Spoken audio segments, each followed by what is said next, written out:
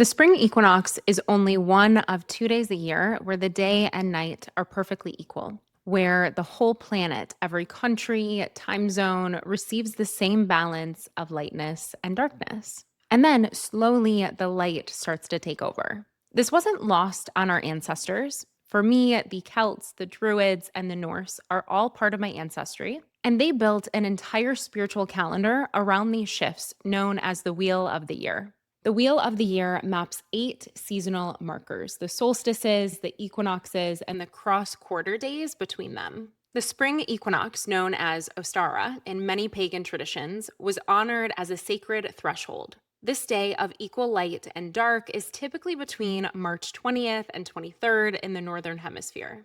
And it is a moment to pause and honor this midpoint of opposite energies. These seasonal markers aren't just times of celebration, they are times to remember how to live in rhythm with the natural world. Most of us don't pause when the wheel turns or the season shifts. We see the first sign of spring and then we want to sprint. We want to set new intentions, make plans, and plant every seed all at once. We skip the balance that we need to experience during this time and we go full steam ahead, and then we wonder why nothing takes root. Nature doesn't leap from winter into summer. First, it establishes balance. Only from that equilibrium does the blossoming in our life begin to take shape. We don't want to rush the process of the seeds we plant taking root. This matters heading into spring because you can't plant anything in unstable soil. So if you're running on anxiety, comparison, or pressure to keep up, your intentions will have nothing solid to grow from. Instead, we have to set our intentions from a place of inner harmony and trust in the divine timing that's meant for us. Personally, as the equinox approaches next week, I am not rushing into forward momentum. I'm spending time in stillness, appreciating the balance of light and dark so that I can work with the turn of the seasons. And I hope this episode helps you do the same. The spring equinox isn't asking you to take bold action. It's asking you to be intentional and focus on coming into greater alignment with your heart and your unique life print expression. Today, we're getting into what that actually means and how to work with the energy of the spring equinox. We'll be exploring why cultivating inner coherence has to come before outward momentum, and why the most powerful thing you can plant this spring might actually surprise you. Welcome back to Lately with Lexi, where I help wellness brands grow and spiritual seekers evolve. Every episode explores spiritual wisdom, business building, or personal reflections from my life. Come hang out as I share what I'm creating, learning, and navigating as a yogi, business consultant, healer, and entrepreneur.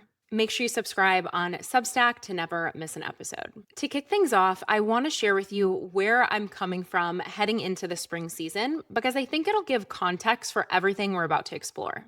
So for me, this past winter was a season of deep retreat. I moved into a new home in Southwest Florida, and I expanded my career within the traditional healthcare system. I even continued building my healing business, leading workshops, offering intuitive readings, and energy healing sessions. And yes, I have even continued business consulting. I like to do a little bit of everything. From the outside, it probably looked like a lot of forward motion, but the most important thing I did this winter was slow down. I spent more time in meditation and prayer than I have in years. Not asking for anything, not trying to fix something, but just sitting with God and with the intention to deepen my direct source connection. And I do this through my own devotional practice, one that I believe should be entirely unique to each of us. We cannot carbon copy anyone else's spiritual practice. We want to develop our own. And honestly, there's never been a more important time to cultivate that than right now. When we consider the current political climate, the uncertainty, the amount of collective fear that is moving through the world right now, it is easy to get swept up in the noise, to feel destabilized by things that are completely outside your control. What I found is that the deeper my connection to source, the more relaxed and peaceful I feel. And from that peace, I can actually hear my own intuitive guidance system directly from source consciousness. From there, I can co-create my life from a grounded place instead of a reactive, ungrounded one. That's inner coherence. And it's the solid foundation that anchors us to expand and grow into our highest expression in union with the divine. It's quite romantic, if you ask me. So, when I talk about what the spring equinox is really asking you to plant, this is what I mean. Before the goals, before the intentions, before your 5 year plan, the question is, how stable is your spiritual connection to God? In traditional Chinese medicine, spring is governed by the wood element. It's the season of new beginnings, expansion, and creativity. The organ associated with spring is the liver, which governs the smooth flow of qi, your vital energy throughout the entire body. When the liver is balanced, your emotions can flow freely. When the liver energy is stagnant, you might feel stuck, frustrated, or irritable, like the energy wants to move, but you can't find a clear path forward. And I think that's a perfect metaphor for what we're talking about today. You can have all the ambition and intention in the world, but if your internal energy is stagnant, if you haven't cleared out what winter stirred up, the momentum, it's not going to flow. So the spring equinox is an invitation to clear your channel first, to cleanse, to release, to come into greater balance. And then from that clarity, we can plant intentions from a place of love, alignment, and our greater truth. Now, if this feels a little woo or esoteric, hang in there with me because we're going to get into exactly how to do this on a very practical level.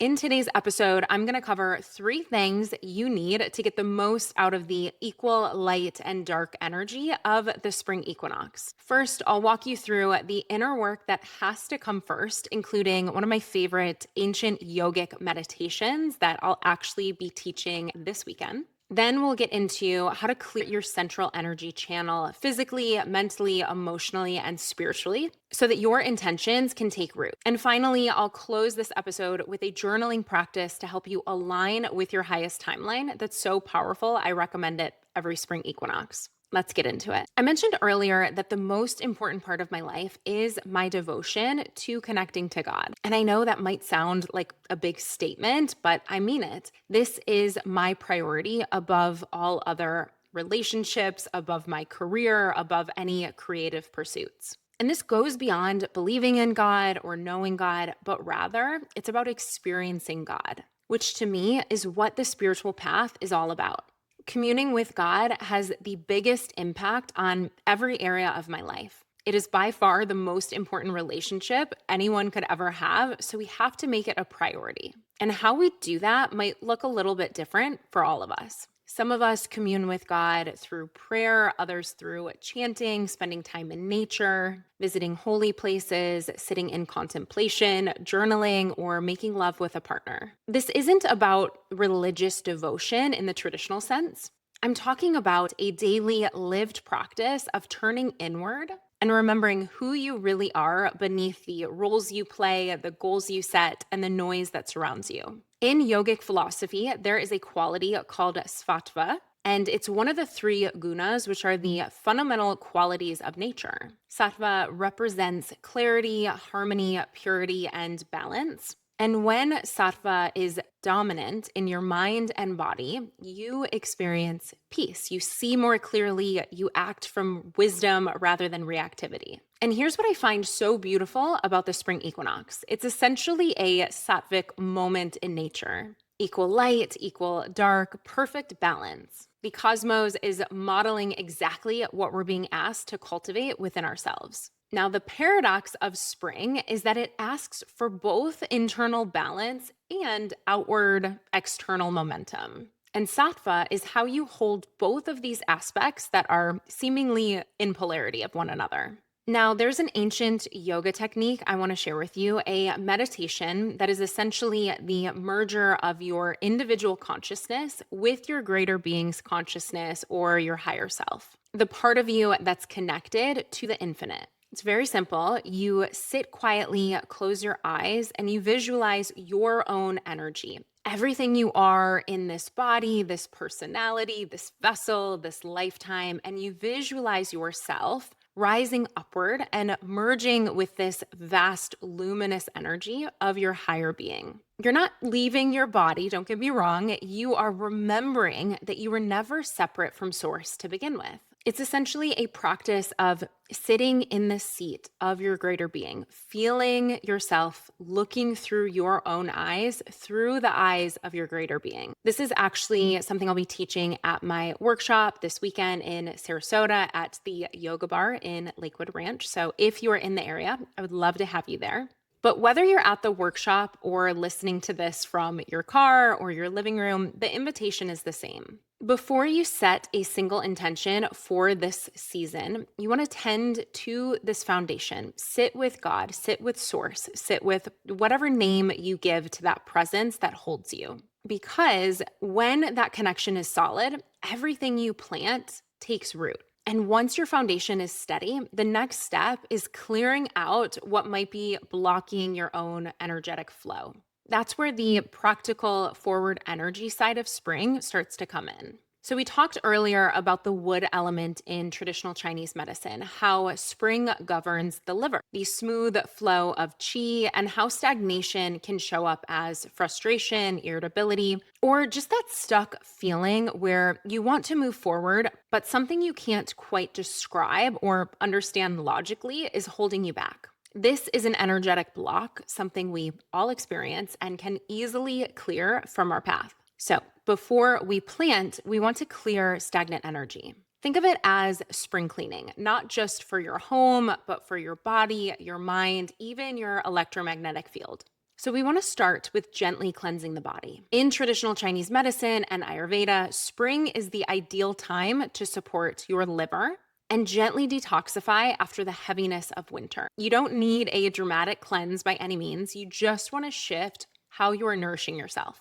Focus on fresh, light foods that help your body wake up. So think leafy greens, sprouts, cruciferous vegetables like broccoli and kale, lemon water in the morning to help support the liver function. Spring onions, mint, and cilantro can also help move stagnant energy and clear out toxins. And then lighter grains like quinoa and barley instead of the heavier comfort foods of winter. If you're someone who works with herbs, spring is a powerful time to lean into that. So think dandelions to support the liver, aid detoxification. Nettles are incredible for cleansing and immune support, especially if you deal with seasonal allergies. Burdock root also helps the body transition from winter stagnation into renewed energy. And then peppermint is one of my favorites for the springtime. Peppermint is going to help support your digestion, clear the sinuses, and honestly, just lift your spirit. Now for spices, turmeric and ginger are both anti-inflammatory, and they also help to aid that stagnant energy and get it flowing. Now let's talk about energetic clearing, because it's not just your body that accumulates residue over the winter. Many traditions include purification rituals in the springtime. The intention is to release what no longer serves you to make space for the newness that's to come. Start with your physical space. Declutter, clear out your closets, your car, clean any surfaces, open the windows, and let fresh air move through your entire home. This isn't just tidying up, it is energetic. Your environment holds energy just like your body does. Then we want to take this even deeper. What needs to be released emotionally? What stories, beliefs, or patterns did winter surface that you've been holding on to? If you're not sure, journal on this. You can do a simple release ritual where you write down what you're letting go of, and you can burn it safely or rip up that sheet of paper and throw it away. You can also sit quietly and affirm out loud, I release what is no longer aligned with where I'm going. Now, the color associated with spring in traditional Chinese medicine is green. So this is the color of growth, renewal, also the heart chakra. If you work with crystals, green aventurine is a beautiful stone for the season. It carries the energy of new beginnings and growth. Then we have rose quartz, which supports the self-compassion you might need as you're letting things go. Then we have jade, which holds the energy of harmony and health, which is perfect for a season that is asking you to find your center before you expand. Okay, now once you've cleared the channel, your body, your space, your energy, you are ready for the most important part that people always want to skip straight to, which is planting sacred intentions. Here's where the equinox energy really starts to come alive because now you're not planting in unstable soil. You've cleared what needed clearing, and from this place of coherence and clarity, your intentions have somewhere solid to land. I want to offer you a practice that I've been doing this week, and I'm finding it incredibly powerful.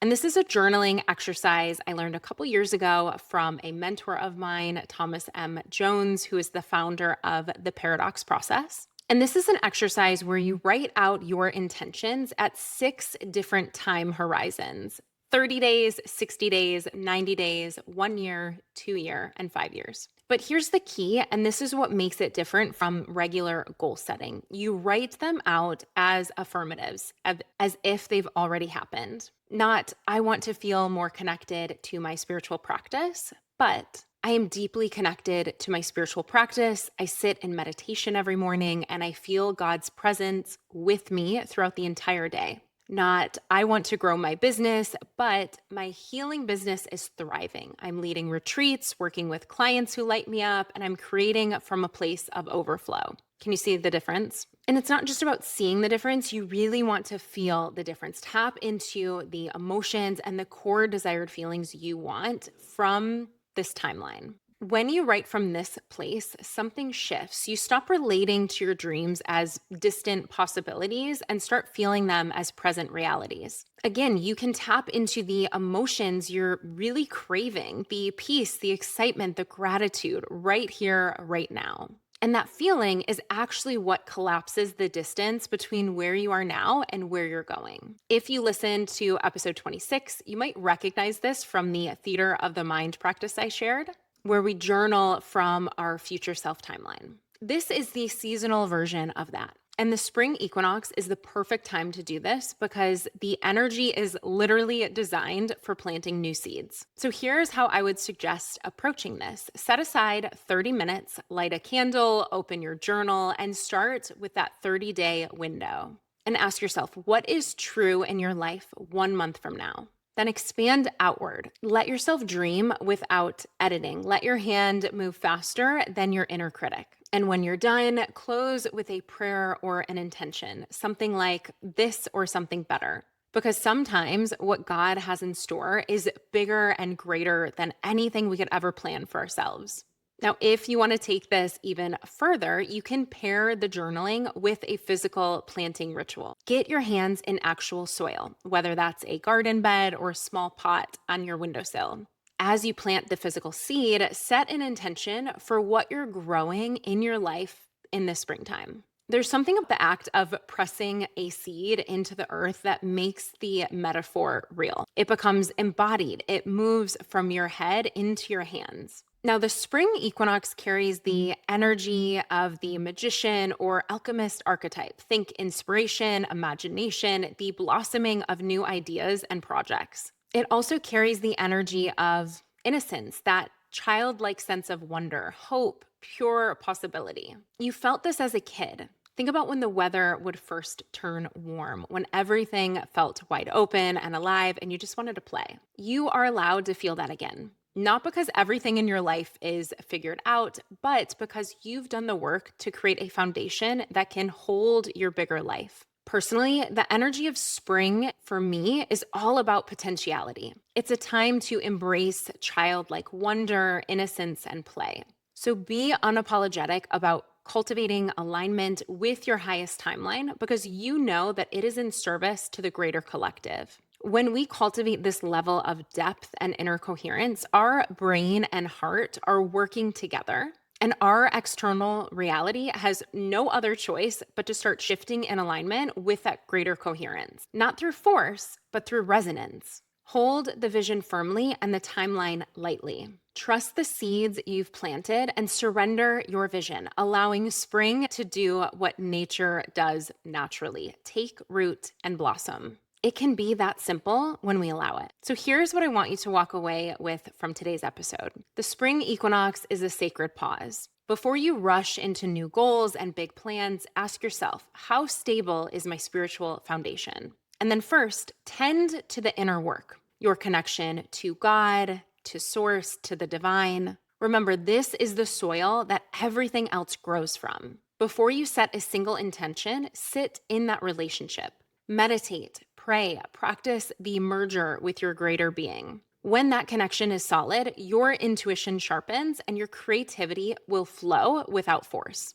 Second, clear channel. Support your body with lighter seasonal foods. Move stagnant energy with herbs, spices, and movement. Clear your physical space. Release what winter surfaced that no longer serves you. And third, plant with real intention. Try that journaling exercise 30 days, 60 days, 90 days, 1 year, 2 years, 5 years, all written as affirmatives, as if they've already happened. And feel the emotion of your future self now. Pair it with a physical planting ritual if that resonates, and close with surrender, this or something better.